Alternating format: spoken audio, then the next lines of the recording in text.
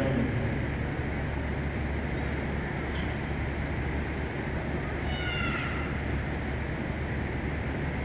Ladies and gentlemen, boys and girls, this year on Remembrance Day, we look back 100 years and see how the actions of brave Canadians molded our country and show the world what being a Canadian really meant. During the Great War, over 67,000 Canadians died in France and Belgium, with thousands never being found, still missing to this day. Since 1920, November 11th has been dedicated to remembering the fallen and the price that has been paid for freedom. It is also a time to honor the veterans who served and came home, but were changed forever. Today we have many veterans among us, and we owe them our gratitude.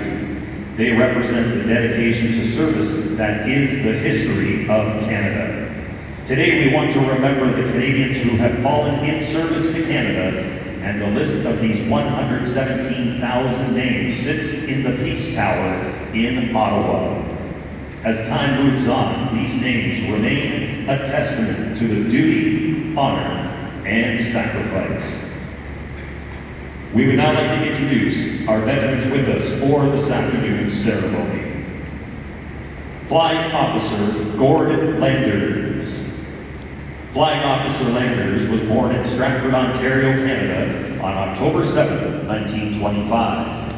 At the age of 17, Flying Officer Landers applied underage to join the Canadian Air Force, where he was accepted, and then shipped to Edmonton for a commando course, Montreal for mathematics, and then Prince Edward Island for operations of machine gun ammunition training.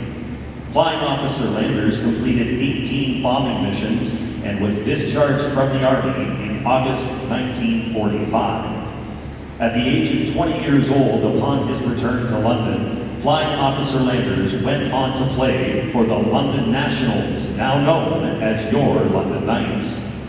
A former math teacher, Flying Officer Landers is the father of 2 daughters.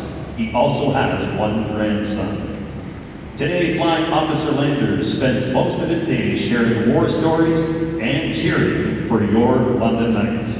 Ladies and gentlemen, Flying Officer Gord Landers.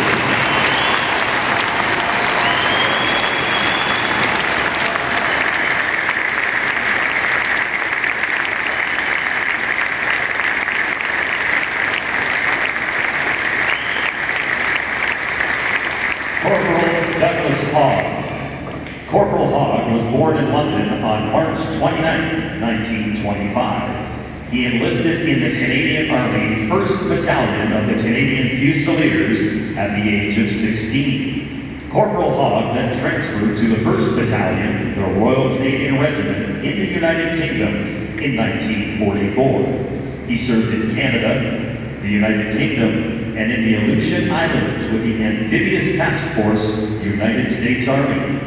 After World War II, he served in the London Police Services for 30 years, retiring as Deputy Chief of Police in 1977. When the London Nationals became the London Knights, Corporal Hogg was part of finding billet families for the players. Some of these players included Daryl Sidler, Dan Maloney, Dennis Farouk, and Tom Rowe. Ladies and gentlemen, Corporal Douglas Hogg.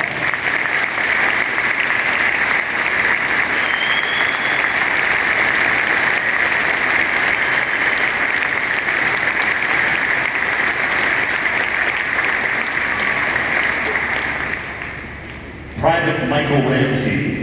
Private Ramsey served for 2 years with the Elgin Regiment Armored Division in St. Thomas. He is a retired firefighter of 12 years and was required to step down from this role due to PTSD. Private Ramsey's nephew, Dante Merkelins, is now a proud member of the Army Cadets. We thank you for your service. Ladies and gentlemen, Private Michael Ramsey.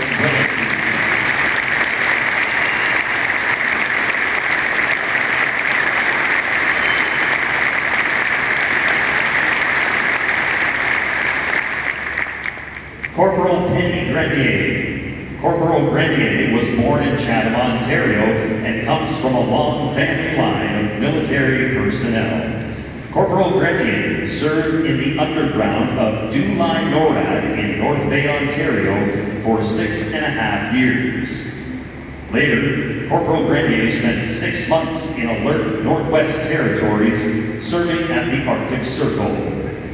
During her service, Corporal Grenier met her husband, Corporal Dennis Grenier, and next year they will celebrate their 40th anniversary. Ladies and gentlemen, Corporal Dennis Grenier.